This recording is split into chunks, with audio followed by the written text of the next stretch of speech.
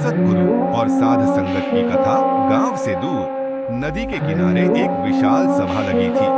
हजारों लोग एकत्र हुए थे और मंच पर विराजमान थे सतगुरु जी, करुणामय दृष्टि और शांत वाणी वाले। लोग दूर दूर से आए थे क्योंकि उन्होंने सुना था कि यहाँ साध संगत में बैठने से मन की उलझनें सुलझती हैं और जीवन में शांति का मार्ग मिलता है। नरेटर की दृष्टि से देखा जाए तो ये कोई साधारण सभा नहीं थी। ये वह स्थान था जहाँ भटकी हुई आत्माएं मार्ग ढूंढ रही थीं और सतगुरु उनकी अंधकारमयी राह को प्रकाश से भर रहे थे। साध संगत का वातावरण, सभा में वातावरण अद्भुत था। भजन गूंज रहे थे, ढोलक और हारमोनियम की धुन में श्रद्धा बह रही थी। स्त्रियां, पुरुष, वृद्ध और बालक सब ध्यान मग्न होकर बैठ गए थे। किसी की आंखों से आंसू बह रहे थे, कोई मन ही मन प्रार्थना कर रहा था। नरेटर यहाँ ठहर कर बताता है कि साध संगत में बैठना केवल शब्द सुनना नहीं, बल्कि उस वातावरण की पवित्रता को अपने भीतर उतार लेना है।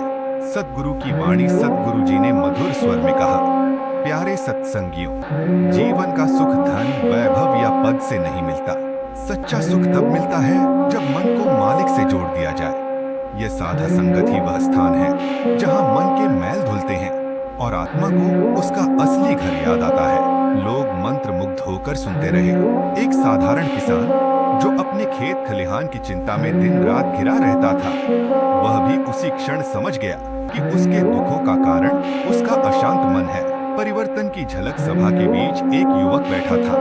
वह दुनियावी लतों में डूबा हुआ, क्रोध और लालच से भरा रहता था, परंतु सतगुरु की वाणी ने जैसे उसकी आत्मा को झकझोर दिया। उसकी आंखों से आंसू बह निकले।